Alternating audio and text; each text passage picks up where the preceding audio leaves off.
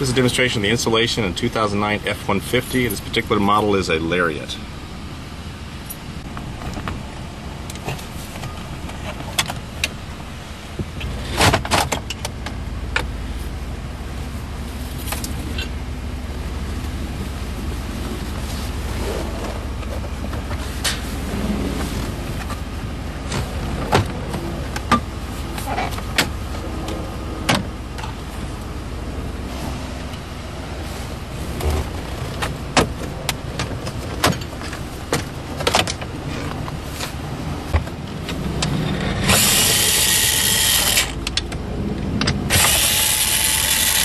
These are 8mm. So you got two there.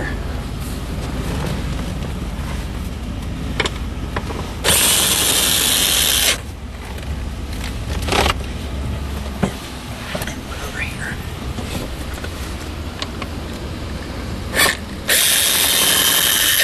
Okay. Now we're going to pull the seats forward on both sides. Then from the rear of the console. Yep.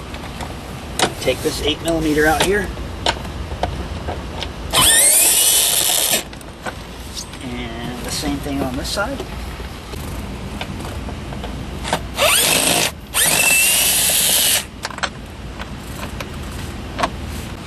Now that all the bolts are out, just slide the console back.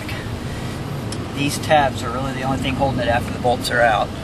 So if you just give it a good pull, it's going to unlock it. Okay. Make sure the steering wheel is all the way down and you'll have plenty of room. One there.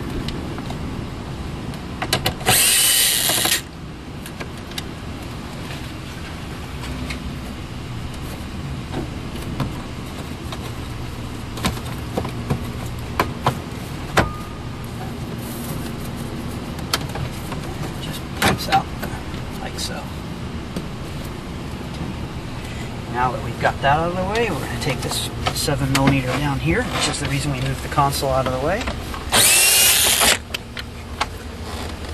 There.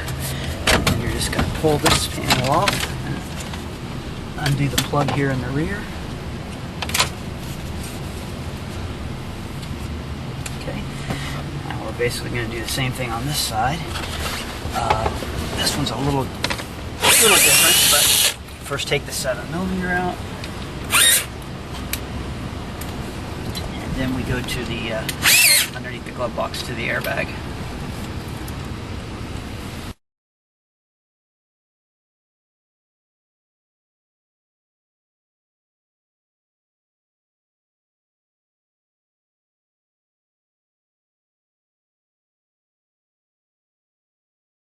This is inside the glove box. There's going to be 3 8mm bolts we're going to remove. This is a view with the screws removed, so you can visualize which ones were removed before we go to the next step.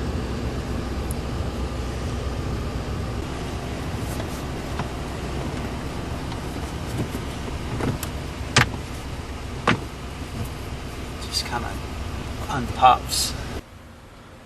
With the airbag module moved out of the way, that'll expose a screw. We're going to take this top one out, and they'll let us pull this right-hand trim piece away.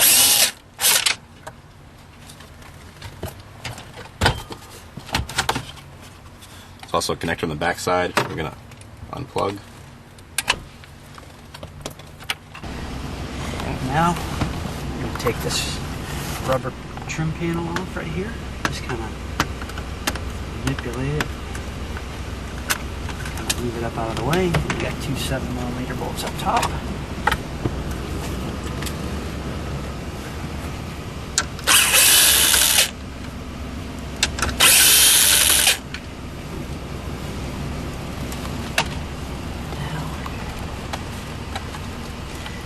Reach behind, and we're going to pop this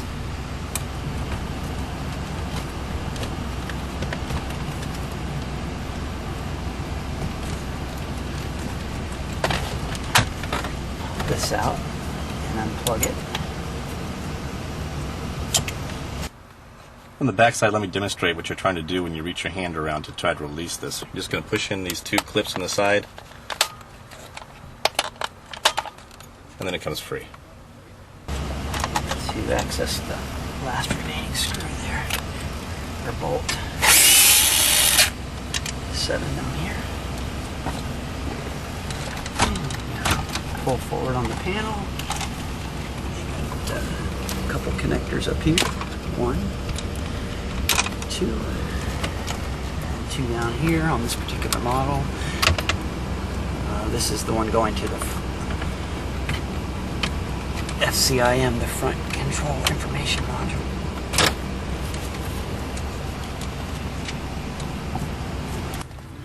To gain access to the rear of the radio, you're going to take the screen out first. There's 4 screws around the outside edge. This will pull forward. We'll remove some connectors off the back side, and then we'll get to the harness on the radio itself.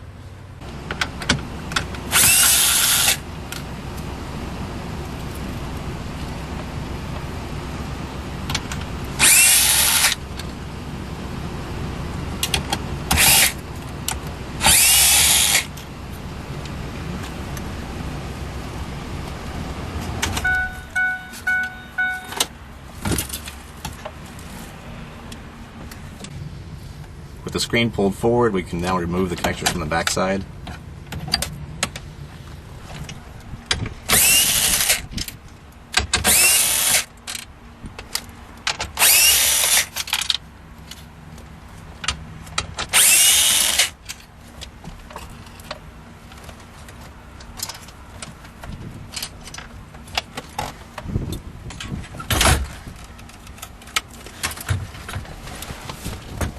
Now that the radio is pulled free, it exposes the connectors in the back side. This is where we're going to connect the Lockpick harness. This is a simple plug-in harness using factory connectors, so it's going to be plug and play. What we'll do is disconnect a couple of connectors on the back of the radio, plus an antenna connection, and plug them directly into our harness. Then the other side of our harness will plug right back into the same spots again. So it's very simple, plug and play, just takes a few minutes.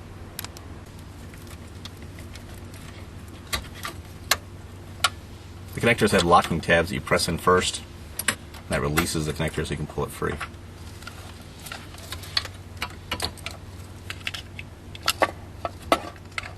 They're also keyed, so you can't put them in the wrong location. Very simple.